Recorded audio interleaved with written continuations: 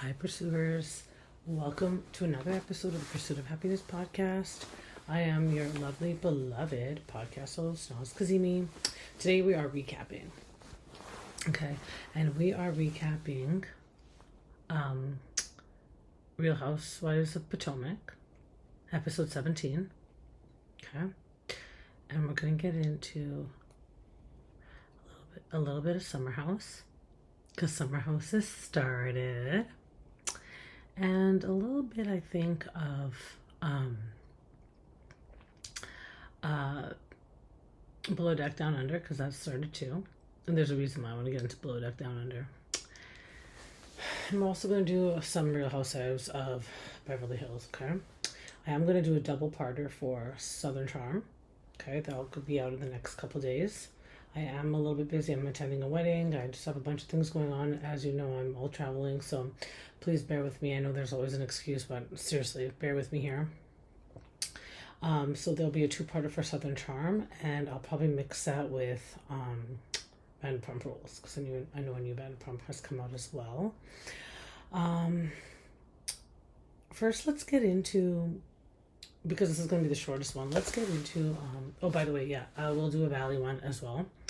I might have to just double up and do it with the Valley episode that comes out next week, you guys, because it's just busy for me. And plus, when there's two episodes stacked, it's a little bit more convenient for me to chit-chat. But let's get into, first, Below Deck Down Under, because it did premiere. I believe it's season 4, episode 1. Sorry guys, I was just double checking my audio, making sure everything is okay. I don't know why it sounded so weird before. Let's see if it's working good now, because that's just so weird. Okay, perfect. We are good to go. I think the volume was just a little too high there. Okay, perfect. Sorry about that, guys. I really didn't want to do that intro all over again. Okay, let's get into Below Deck Down Under, okay? So Below Deck Down Under has started. You guys, it is so good. The reason it's so good is because it's piggybacking off of Salt Lake City. Now, do you guys remember when Salt Lake City went to, oh god, it said the name and I just forgot. Kanoyun? Okay, I'm not going to attempt at saying it again because it's embarrassing. I literally was just at the gym and I was watching it and I was like, oh my god, I already forgot. They went to the Real Housewives of Salt Lake City, went on a yacht, okay? That's all I'm going to say, okay? And on the episode, you saw that it was a crossover between the Real Housewives of Salt Lake City and also with Below Deck Down Under. So Daisy's there, Joelle, Chef Ben, and obviously Captain Jason. Now, if you guys don't watch Below Deck Down Under or any of the Below Decks, I fully understand. I used to watch them all as well. The thing is, like, some seasons were just so boring because sometimes the crew, I just don't know. And of course, it takes time to, like, warm up and to, like, get to know who the crew is. But really, for me, like, I just was so bored. And I just had so many other shows to watch. And, you know, life gets busy. Like, I love watching TV shows and movies, but one thing I cannot do is always watch TV shows and movies. Like, not that there's a limit, but I also have other things I have to do. Like, if I was even getting paid to doing this, like, it would be amazing. I do it because I love it, and, like, these are literally my favorite shows, but at some point, like, I have to just, like, have a boundary and just not be able to do as many, you know? So anyways, it was just so good to see because I love those guys. I love Daisy, I do love Joelle, and I love Chef Ben, and mix it with Captain Jason. Such a good episode. I just finished watching I think it's Mediterranean, and it was so good because you had like Captain Sandy on that one, and a little like rundown of that. There was a girl named Victoria on it. Her name was V. She was so good. I loved her. Me and my daughter loved her. And then there was Nathan, who was like the bosun, I think that's what the name is. Yeah. And then you have Aisha was there. I love Aisha, you know what I mean? Like, she's always at the Bravo cons and stuff. She's just so, like, sweet and such a good Aussie and just good chief stew, you know? Anyways, that was such a good season. And me and my daughter only started watching it, like, maybe 4 episodes in. It just popped on and we watched. We're like, oh, okay. And again, like, we watched the vibe of the crew. And if the crew kind of makes a good vibe, then we end up watching it. But it was so good. some of the mob wives were on there towards the end. Like the last charter had like Karen Gravano on it from Mob Wives. If you guys remember that Bravo show. God, I'm telling you. I've watched them all. Mob Wives is one of my favorites. Mob Wives is how I got into, because I was a Jersey Shore girl. Like I watched Jersey Shore. I watched Mob Wives, and then I've watched OC since the beginning, right? Real Housewives of Orange County. So, anyways, I digress. It was such a good season because Nathan, the bosun, gets one of his friends to come on because they had to fire 2 of the deck crew. Wow, look at me knowing all the names and things. Anyways, they fired 2 of the deck crew, and then so Nathan got these 2 other staff to come on. One was they took from the interior, and her name was Victoria, and then they brought another guy who's Nathan's best friend, Joe. Joe Bradley, I believe. Anyways, Joe and V, and here's the thing, it's almost so incestuous because everyone does, like, you know, they're like stuck on this boat. They charter for like 12 charters, and they're stuck on a boat for like 4 months together. They go out to eat together, they go, you know, so it becomes like kind of incestuous, like restaurants, you know. You have hospitality, I find, is very an incestuous party lifestyle. Like, it's a very hard to come across someone that's young and sober, and if you do come across people that are sober, they've been in the industry for a very long time, or they're a little bit older, like a lot more wisdom, you know. But it was such a good season because there was another girl in the interior crew, and her name's Kizzy, and she's like one of those like pick me kind of girls. Like, I did not like her, and I always tried to figure out, I'm like, what is it about me that triggers me so much when I see her? Like, is it that I'm like her? Is it that? And I just find that as you get older, there are some people that you don't like because it reflects a little bit of you, and there's just some people that you don't like because you just don't like them, and that's okay. And Kizzy was one of those people. And I ended up finding out why I didn't like her, because she was friends with Victoria to her base, but then Victoria got sick, and it was also like the 1-year anniversary of her boyfriend's death, because she was dating like a professional diver, and something happened where he like lost consciousness underwater, so he ended up dying on a dive, and it was coming up to the 1 year, but she was like fooling around with Joe, because Joe was like, you know, they're both like on deck crew. Well, when she goes off for like 3 days to like recover because she's sick, plus her man's death, the anniversary of her death was coming up with the guy that passed, Joe and Kizzy get together. It's one thing that she's going to be mad at Joe. Don't worry, he's a piece of shit. I already know that. I know you guys are going to be like, well, shouldn't she be mad at the guy? Of course. Like, don't worry. Like, he's disgusting. But like, Kizzy, like, girl, you're her friend. And on top of that, Kizzy came into the season with a boyfriend, but she kept making out with everybody. She literally had like made out with every single person on that boat. And like when me and my daughter started watching, like 6 episodes in, she breaks up with her boyfriend on the camera because she's like, I want to just have fun. And she admits it so many times, she's like, I need attention, I need to be the center of attention, I need everyone to be talking about me and looking at me and doing all these things. And I was just like, this girl is like nuts, you know. But anyways, yeah, it ended up being good. It was like one of the best I think that I've ever seen. Really was. But with that being said, that was Below Deck Men. So I'm kind of glad that I ended up watching that season. I noticed that I say with that being said quite often, and I don't like that. So, okay, I think I fixed the audio. I don't know. I keep stopping and checking. Like, it feels like it's like echoey. But when I'm looking at like the way that I record, I'm in an app where like it's got like the lines that looks like an EKG machine, like when you're set up to like a heart monitor. So if it goes too high, I know that like I might be like doing good, but yeah, I don't know why. I don't know what the hell happened to my audio earlier. Like sometimes it just gets all weird. So with that being said, my apologies, you guys. You know, I ask my daughter every time I start the podcast. I always do testing 1 2 3, testing 1 2 3, and I do it like 10 times. And this time, like, I don't know what the heck happened. Like, I tried to do it, and then, or I just kind of got into it too quick. And then the one time that I don't do it, this is what happened. So, again, my sincerest apologies. The audio was kind of wonky for the first 9 minutes, but it's fixed, okay? I promise you guys it's fixed. It also bothers the crap out of me when I listen to other podcasts and, like, the audio is weird or, like, they forget to do something. I'm like, something sounds different. something does not sound the same. So my apologies in advance for that happening because it bothers me too. Okay, so let's get now into Below Deck Down Under. So Captain Jason, Daisy, Chef Ben. What's funny is that Chef Ben this season has a sous chef, and like one of my best friends is a sous chef, so I know what all that's about. But like I think that me and my daughter could do better at prepping food than the sous chef. And Chef Ben is kind of spicy. Like he's kind of got an attitude. So I'm so excited to see this season and how it's gonna like unfold. I really am. So it starts off with like they have I don't know any of the other deck crew. They have one Turkish girl. Her name is Batul, and it's interesting because she's talking about how she's Turkish and she comes from like an Islamic background and they're really strict. And the way that she got out of that was she started yachting and working on yachts.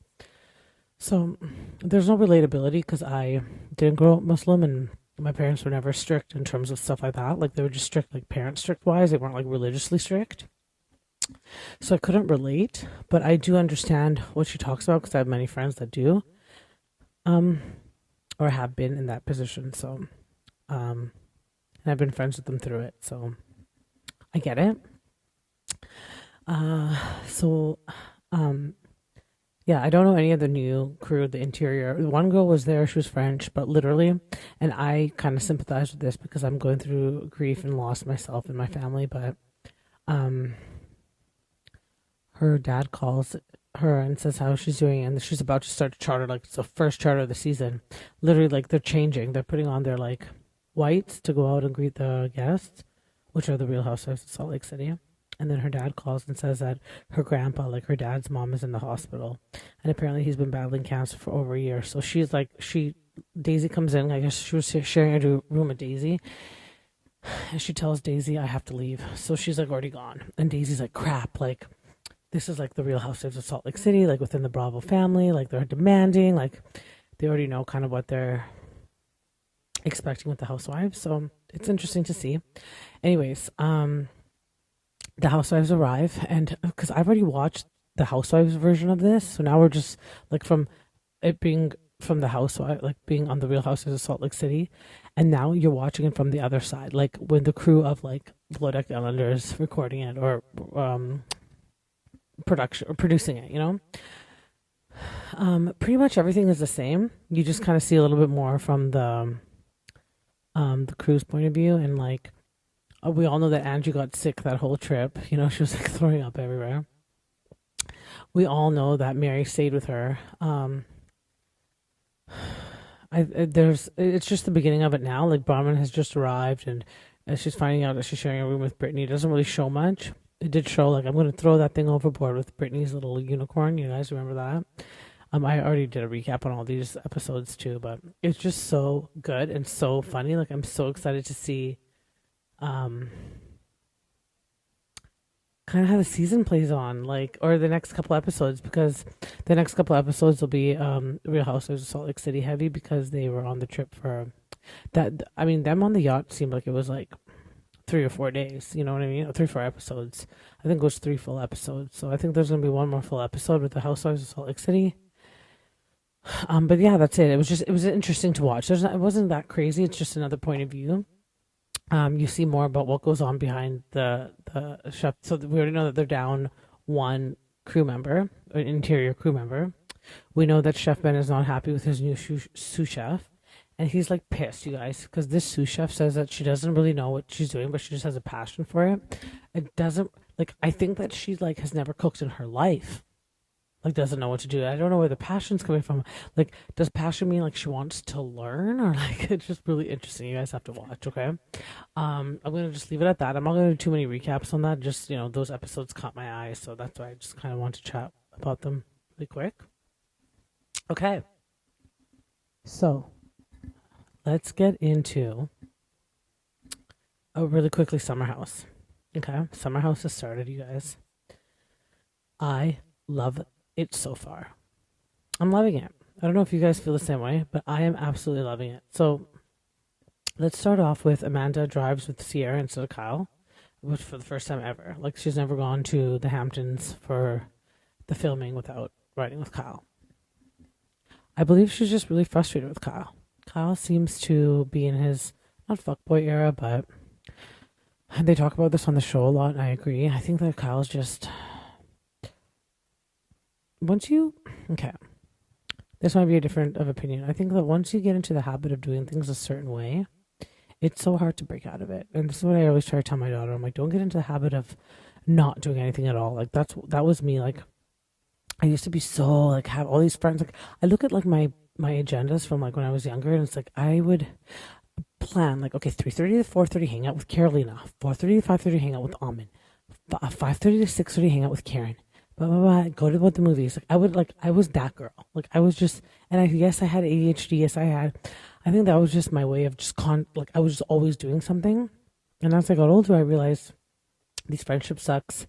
I don't want to be friends with anybody. Not those particular girls. I'm just saying. And yes, those are real names, but it just kind of sucks to be in friendships where there's not really anything like substance wise. And that was after high school where I kind of learned that. So I started to kind of like just not be as close to other people. Mind you, I mentioned this before, sex entertainment, right?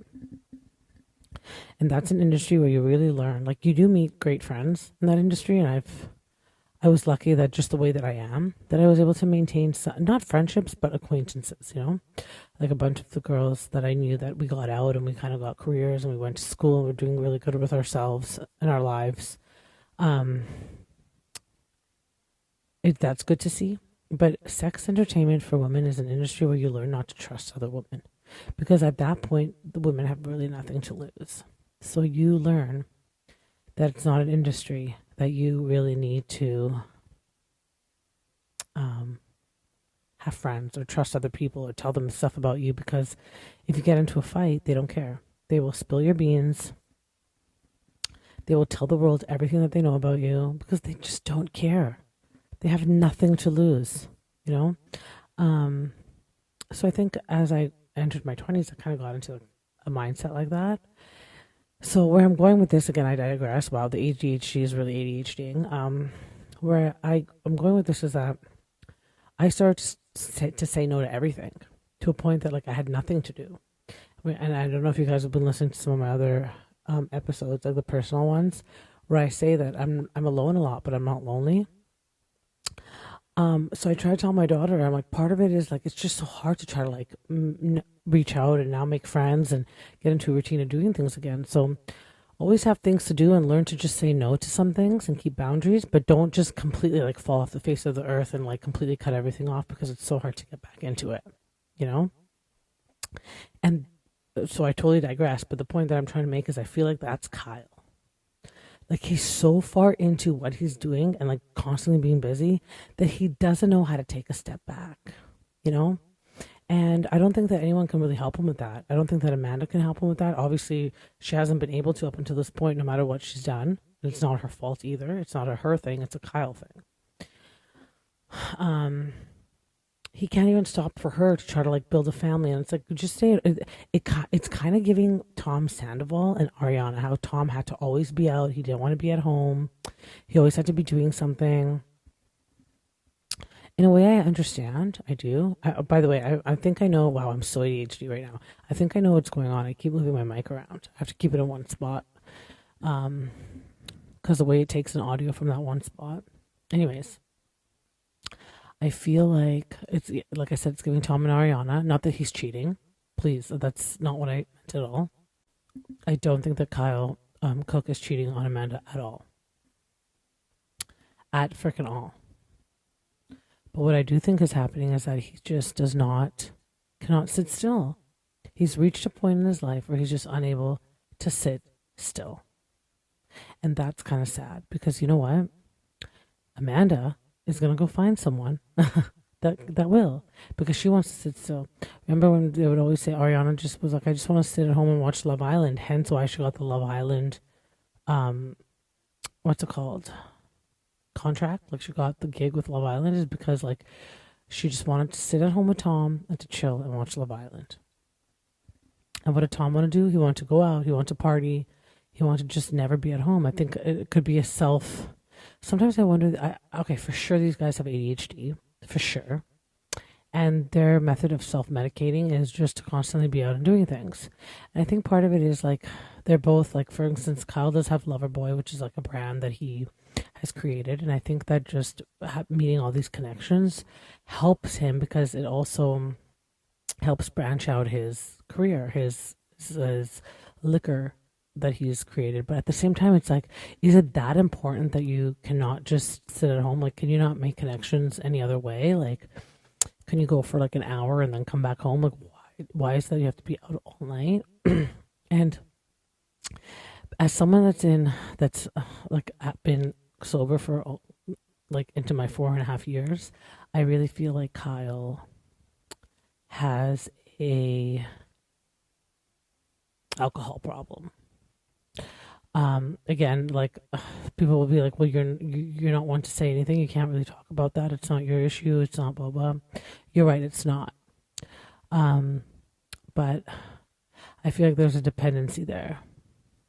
Like it's what's gonna loosen him up and relax him and make him feel good. And it's not how much you drink, and it's not how often you drink. It's that you're depending on it.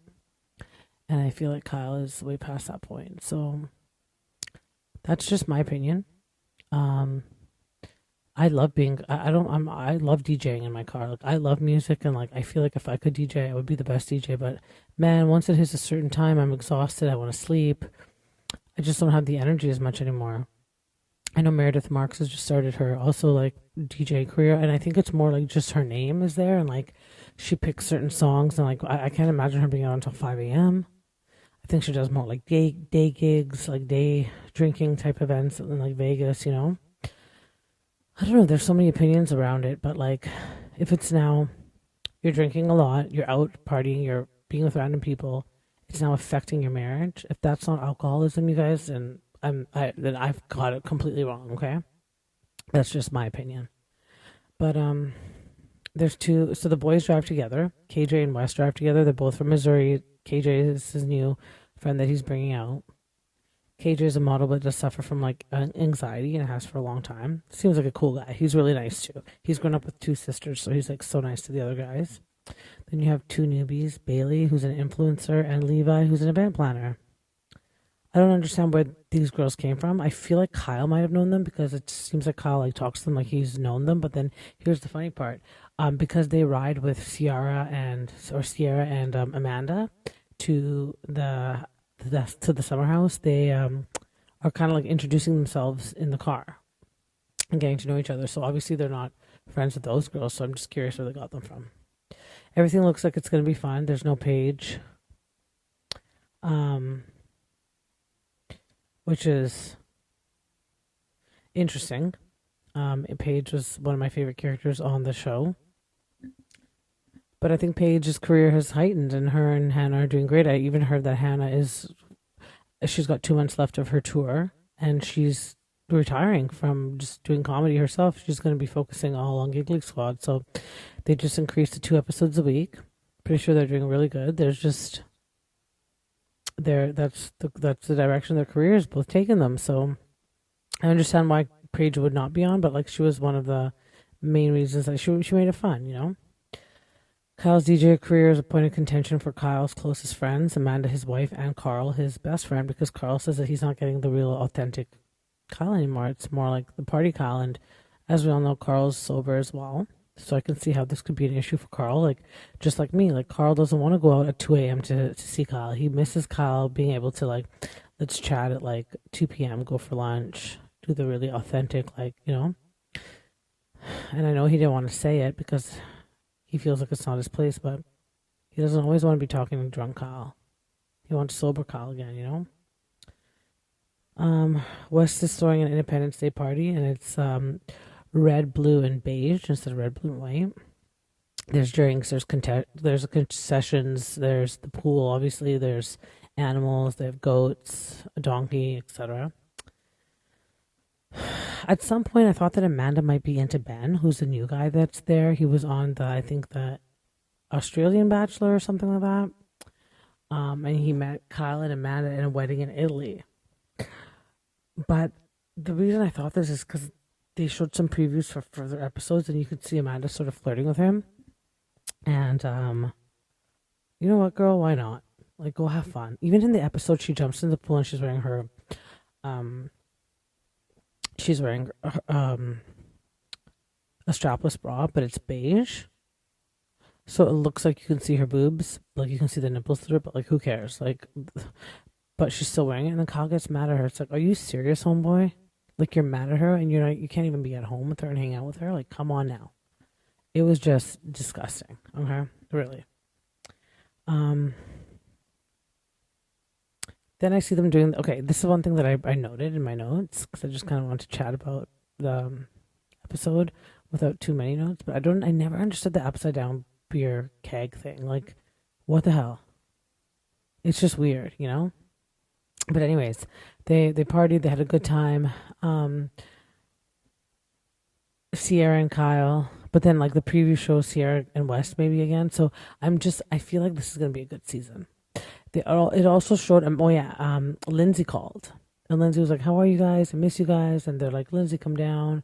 So Lindsay has her little daughter Gemma, who's still a baby, but I think she makes some appearances because in the previews for future episodes I saw Lindsay in them. So I feel like it's gonna be a great season, even though we don't have Paige.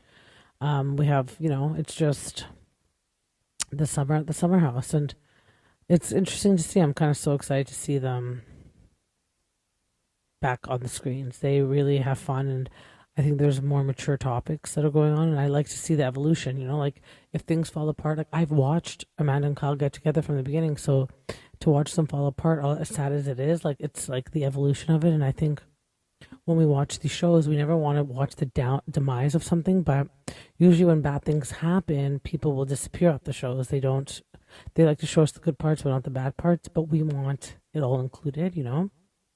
We want to see not the demise, but how they move forward and how they separate, and what's going on. And we've grown to love them. They're like names, standard names in our homes for us. You know what I mean? So I'm proud of Amanda for obviously standing up for something different because she's just sick of this. But at the same time, I'm sad because I've watched them for so long and I really was rooting for them. Like, I just feel bad for Kyle. I just don't know why he's like so functioning. Like he hasn't even hit like a breaking point where like like he literally like functions and he's able to do it. He's like the one guy that I think I've ever seen that like has been functioning, hasn't had a breaking point where it's like caught up to him in a bad way. But like this is what you call a functioning alcoholic or like a functioning addict. Like they're still able to like maintain their life, but they still depend on the drinking, so, or whatever their drug of choice is. So I know I made it a little bit dark by saying that, but I truly believe that it's got some effect that way. Anyways, definitely I'm going to be watching. I'm so excited that it's back. Just another show to add to the roster, but we love our shows, right? Let's get into the Real Housewives of Potomac, season 10, episode 17. So there's not much to talk about here. Andy sort of goes and interviews Karen because she's finally out of prison. Couple things to note that it's interesting to know that Karen had a son that we knew nothing about. We never seen him on TV or anything like that. So even Andy is like, how come you always hide from our cameras? And they kind of joke that way. And he's like, I know I haven't been hiding. I'm not around. I don't live around here. So, but he was there then. So that was good to see. This is the important thing that I want to talk about. Karen finally admits that, she's an alcoholic and that she was taking prescription medication. So Karen's kids knew 20 years ago that something was wrong. And after her parents died, that's when she started to double the dose on a prescription medication, which I know from ADHD medication to Xanaxes to the antidepressants. I know so many people that do the exact same thing. They double up. They finish their prescription faster, and they're now like searching for other ways to get more that will last them to the end of the month. So that's where a lot of the money goes that they have. It was really nice to see Karen finally admit it. And all those things that Ashley had said about at the previous reunion, that like people used to see Karen at the restaurants drinking, getting drunk. It has been going on for 20 years. Karen was an alcoholic for 20 freaking years, getting blackout drunk almost daily. She looks so much healthier now. She's admitting, like, initially she wasn't admitting that she really was an alcoholic, but towards the end of the interview, you can hear her saying, like, I'm an addict, I'm an alcoholic. So she actually admits it.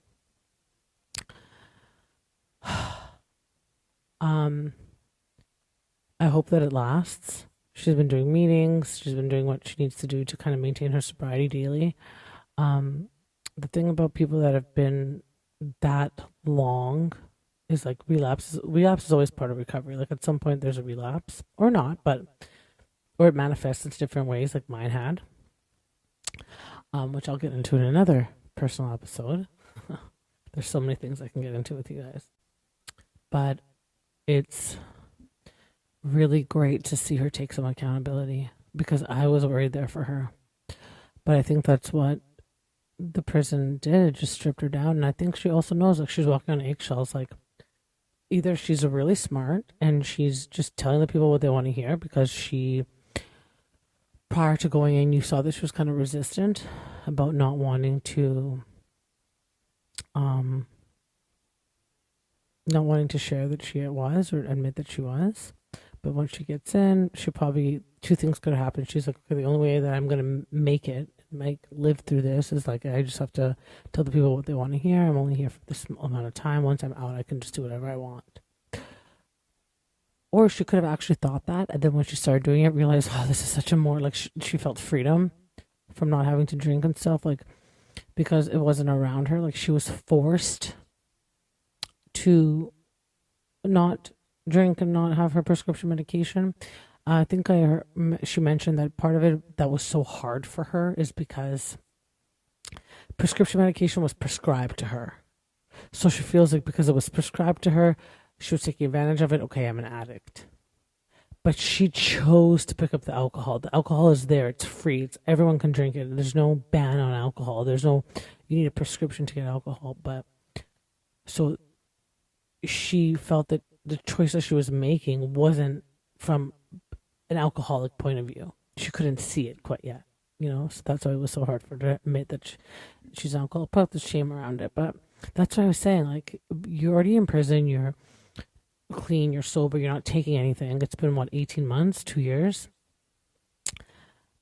Or 9 months. I'm not too sure. Sorry, how long. I don't quote me on that. But then you get out and you have shame around saying that you were an alcoholic. So that's why I'm kind of like a little bit like worried about, was it just a stinge to like, get out and be like, I'm a good person now, and to like make people see that, okay, no, she's good. She's taking accountability. She's good, but she's not quite there yet.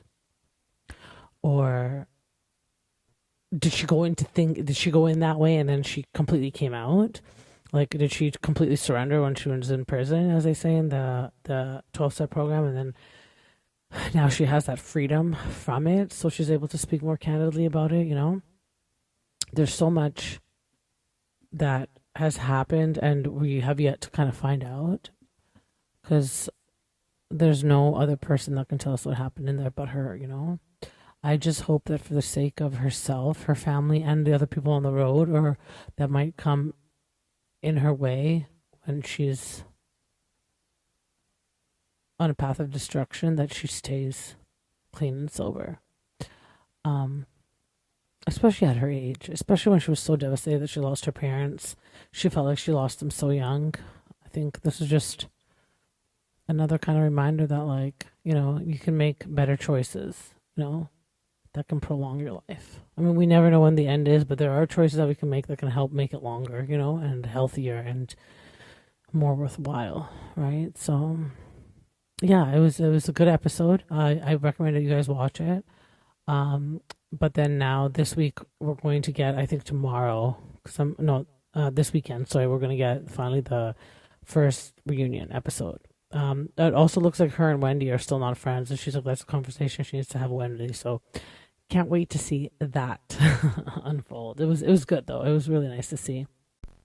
So let's finish off with the Real Housewives of Beverly Hills. I keep thinking that the episodes are going to get more and more fun and exciting. Not that they aren't, but they're just a little bit like it's not as pizzazzy as it normally is, and I don't know if you guys agree with that. And to be honest, I don't even know what it is. I don't know if it's because I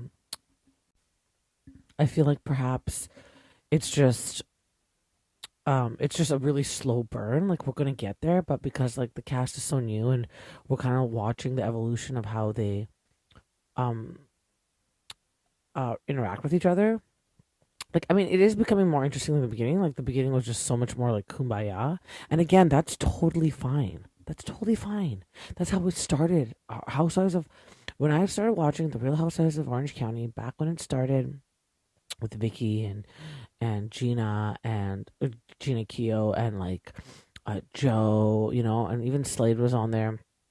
Like it was much more. It was just less dramatic. Like they had outbursts, like with Vicky with the van when the van showed up, and she's like, "Why do I have this van? Like, where's how come I don't have a bigger van, etc." Right? Like those kind of incidents made sense, you know, but like it wasn't like a big fight. It wasn't a big thing. It wasn't. They were already friends to some extent, so like the interactions weren't the introductions were a little bit slower obviously, but like the watching them mingle together wasn't so much of a slow burn because they'd already known each other for a long time, so when they hung out it was just much more natural, I guess you could say, you know. I don't know, but I okay, let's just get into the episode. So Real Housewives of Beverly Hills season 15 episode 7. Rachel Zoe really likes Erica because she likes people who have things in them that she doesn't. And Erica does. And I agree. I love Erica. Erica has a fearlessness to her. Again, I 1000% agree. I love the way Erica just snaps back. I love the way that she doesn't think about it. I love the way that she's unapologetically her. Like, I'm still so in my people pleasing era, you know? As much as have boundaries and I can say no, I still people please a lot. Pardon me. And I don't want to see people be hurt, you know? And I don't want to hurt their feelings too, you know. So it's a tough toss up, but Erica's very very good at um standing her ground almost immediately. Like she doesn't have to think about it. Like if it's crossed her mind or she feels a certain way within her body, her physiology changes. She immediately acts upon it, and she's unapologetically that, you know. And so I agree with Rachel Zoe on that. I also really like Rachel Zoe. I think she's great. She's real. She's true.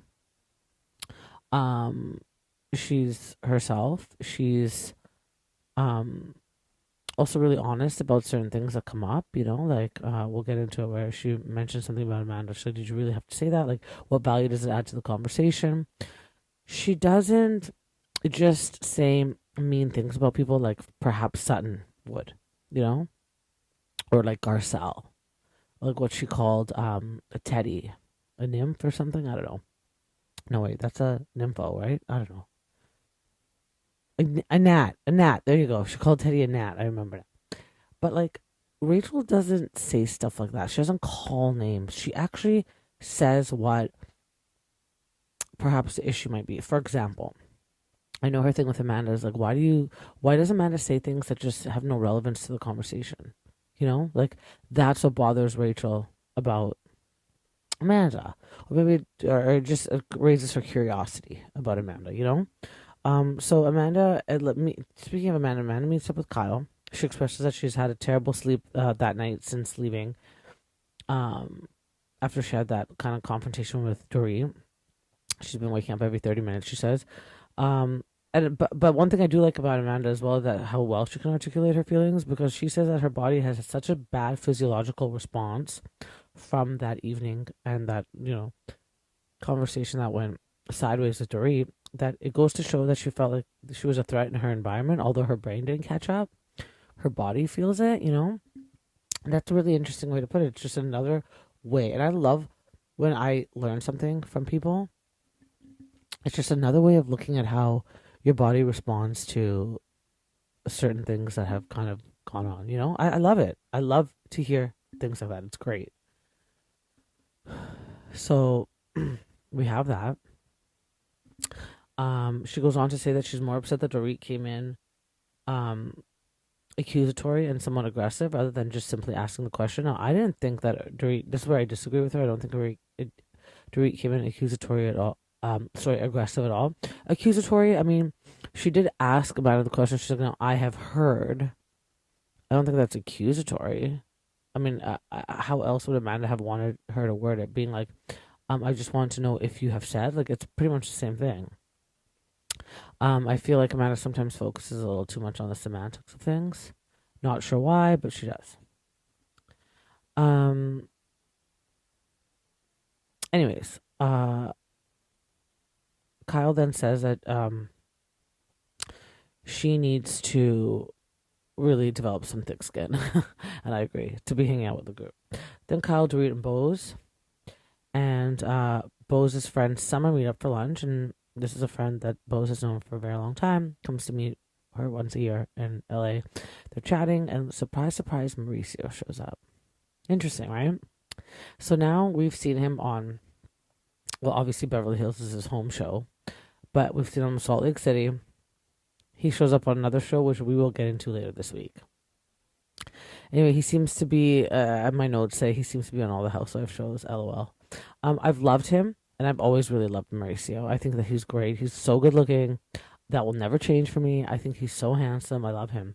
Dorit asks him to meet up, and he agrees. And I think that's nice, because sometimes when you're going through a breakup or a divorce, not that he's going to be a mediator, but sometimes the other party that you have now cut off ties with or are broken up with will go and will say things, and other people are hearing it, and you're just like, I just wish that they could also hear my side of the story. And it's not because you want to prove them something different or that you want them to take your side, but you just simply put, you guys want to be heard. Pursuers, I know that we all have been in situations like this where we just want to be heard. No one needs to agree with us. No one needs to, be run chivalry for us or whatever, but just listen, just hear what we have to say. And that sometimes is so comforting. I find it more comforting when you're speaking to someone that also knows the other party's point of view, because it just feels like you're filling in the blanks for them, and that is satisfying. And I know it's wrong, and it doesn't always happen. You don't always get to do that. You don't. That's just life. In fact, most of the time, you don't get to do that. I believe the only times that you perhaps may be able to do that is when you have a mediator going through litigation in court, like they hear both sides. And typically when it gets to that point, it's really, it's more legal, it's more serious. But just even amongst friends, when you have a friend that's gonna be like, look, I've heard this side of the story. I know you really want to let me. But like, if they're like, no, I don't want to hear that person's side of the story. I'm on your side, 1000%. That can sometimes, and this person was friends, or these people or this couple was friends with both parties. I can imagine that could just be that almost sits heavier in you than anything else that's going on. Like when I had broken up with my ex of 10 years, and we still remained in each other's lives, and then something happened where, I think the last thing was, okay, throughout the relationship, and I don't want to really get into it, I had lent him a lot of money, and he'd obviously pay me back. The last time he lent me money, I wasn't able to pay him back, but he started to cause a big scene. It wasn't a lot of money. It was like $500, And I had told him, look, I'm really broke right now. I won't be able to,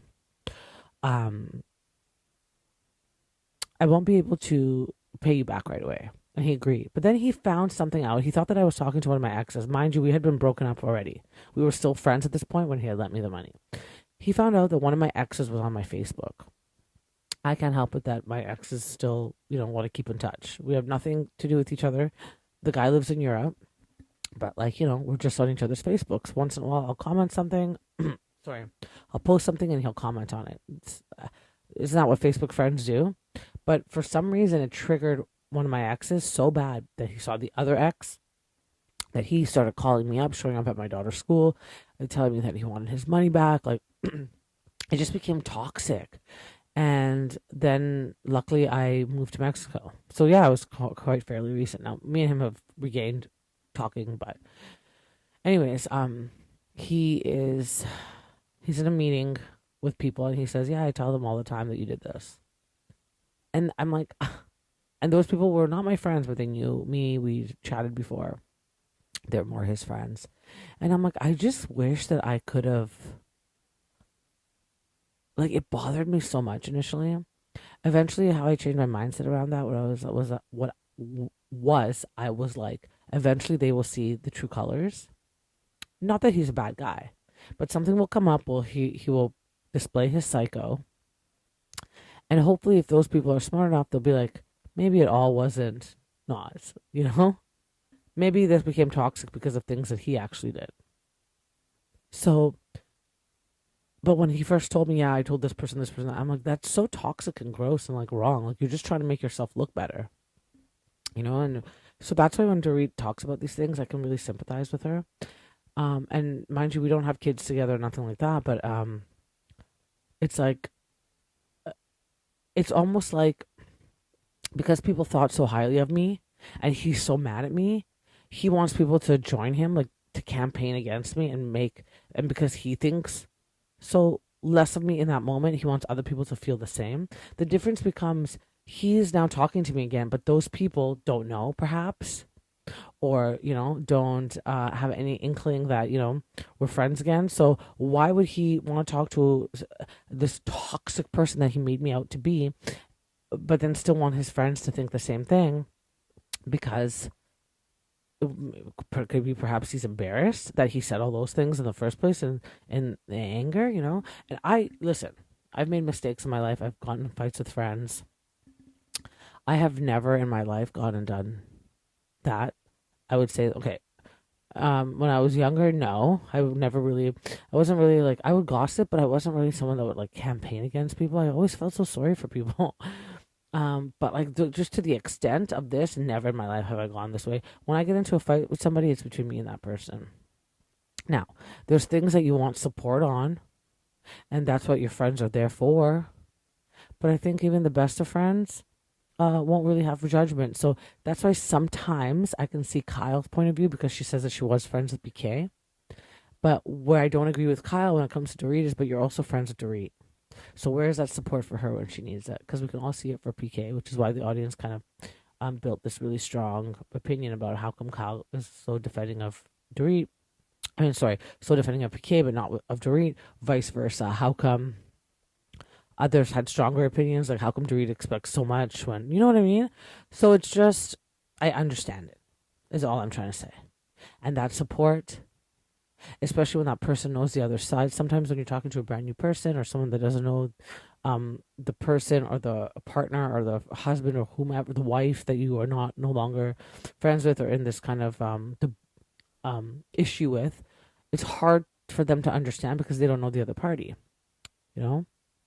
It's nice to talk to psychiatrists and psychologists and therapists and counselors. It's great, but they don't know the other party. So it's so much more meaningful when there's someone and they're not in the middle. They're just friends with you both, and they're just hearing you both out. They're not giving opinions, and if they give opinions, they're doing it in such a way that even if it went back to the other person, it's nothing negative. Like they'd be like, "Listen, he feels the same way in his own way. Like I really think that you guys need to sit down and talk." Or I will try to tell him that he needs to talk to you. Or I understand how that must feel. Like, like although he says that about you, the feelings are like, although he says that it's hard for him to see the kids, for him, his kids are number one priority, even though he shows it in a different way than you. Like I can just picture Mo being kind of like that middleman saying something like that. So I know I just totally went off on a tangent, but I just want to say that I can see how comforting that it feels for Dorit. The next part is quite funny because then they exchange phone numbers and Dorit's like, well, maybe we should exchange memes. And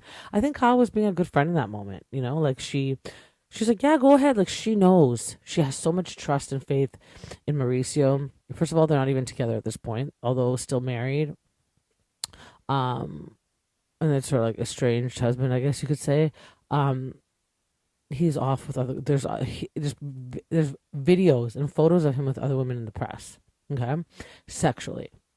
So, I think when it comes to him having a relationship based on Dorit's divorce with Dorit, Kyle is not threatened by that at all. And in this moment, I found her to be a very good friend. Okay. Amanda comes up, and Bose doesn't like that Amanda used Zion's death as a defense because she didn't really want to have a real conversation or hard conversations on the day of his death.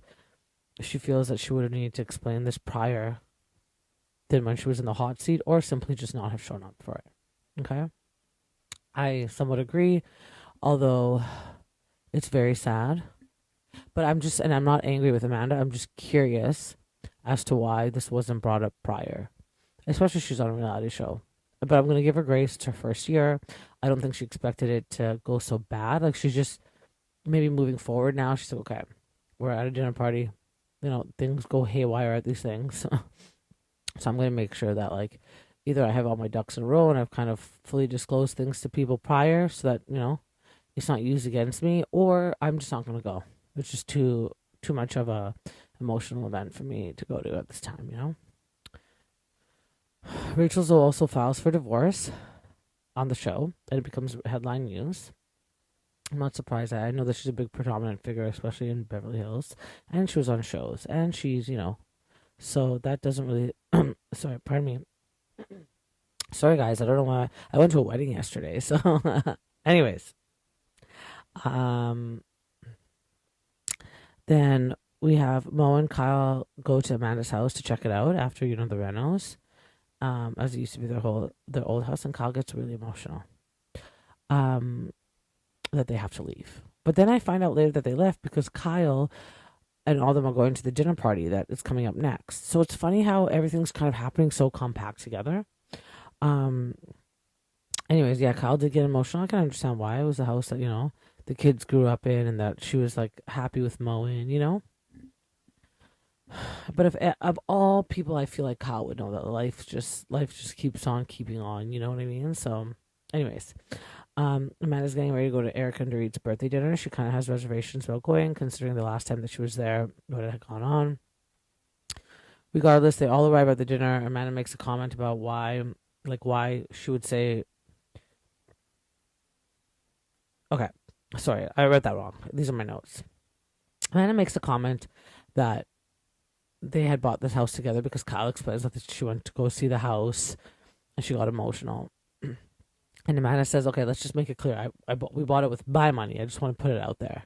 This is where Rachel Zoe says, like, okay, you're married to your husband. You guys have a great marriage. Why would that be something that you felt like you would need to bring up? And then I thought about it. I'm like, okay, let me put myself in that situation. Why would I bring something like that up? Or maybe because I am happy that I used my own money. So I kind of want to make that a point.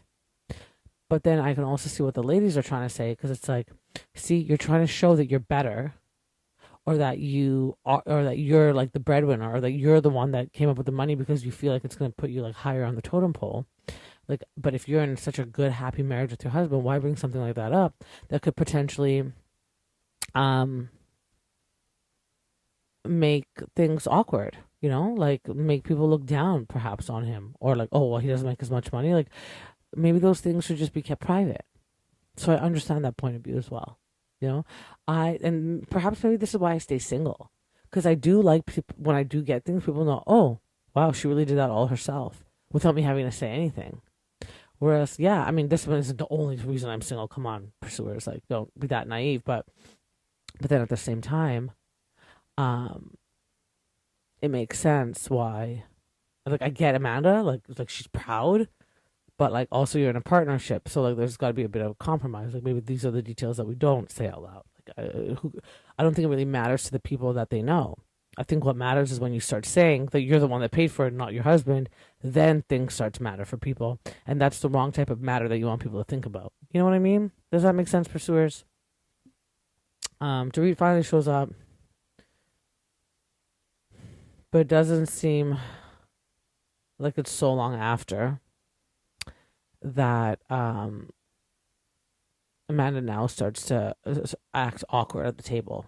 She goes away, she does this, she does that. Everyone's so nice to Dorit. Amanda's kind of acting awkward. And, like, I can't help but think, like, Amanda, you're putting yourself in this situation. Like, you showed up at the party. You knew full well that it was Erica and Dorit's birthday party. But now you want to give Dorit attitude. So yeah, we'll just wait and see. the next episode how it happens, because I think they start to converse. And Dorit's like, we need to kind of like, I would love to talk to you about this, like outside of, or just I would like to talk to you about this. And Amanda's like, well, not tonight. And she's like, well, why not tonight? Like, I don't mind talking about it in front of these people. I think Dorit really just wants to go and have a conversation, whereas Amanda perhaps feels like this is something that, you know, requires a bit more like private time. So we'll see. And if that's the case, like, I think Amanda should be like, I would love to talk to you about it. I just would love to talk to you about it in private. I just feel like I want to be a little bit more vulnerable with you, and I would prefer to do that in private. Why not just say that, Amanda? And Dorit, why push so hard to talk about it in front of other people? Like, for storyline, like, come on now. Like, the girl seems uncomfortable. You guys all agree that you're a little bit older than her, and so, you know, the wisdom should go a little bit further. So come on, let's just chill it out, you know? Anyways, guys, pursuers, thank you for coming with me on another episode recap. Have a couple more recaps coming up. Like I said, I have some VPR coming up, Southern Charm, another Beverly Hills episode. I do have the Valley. I'm going to stack up on the Valley for this week. So I'll do 2 episodes at once, and that'll be out later this week. I also have another episode coming up that's going to be I've been watching some movies on Netflix lately, so I just kind of want to review them with you guys as well. Because, you know, I don't really go out much, so... but these movies, like, lately have been so good. So I just kind of want to share with you guys. So, pursuers, hang tight. If you haven't yet already, please like, subscribe, and share. Don't forget the keywords in the episodes. Okay? If you hear them, put them in the comments. Follow me on my socials. It's all in the show notes. Thank you again for keeping up with me, pursuers, and I will see you next episode.